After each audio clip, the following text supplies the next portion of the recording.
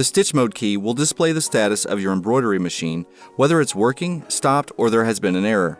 For example, while your machine is embroidering, in working status, a message that reads working along with a zigzag line will appear on the icon. On the other hand, if the machine encounters an error such as a thread break, an error message will be displayed on the Stitch Mode icon. The EMB mode menu also allows you to set a speed in which to float, or in other words, fast forward or rewind, through your design. When you experience a thread break, you should rewind your design a few stitches back to make sure you don't miss any stitches.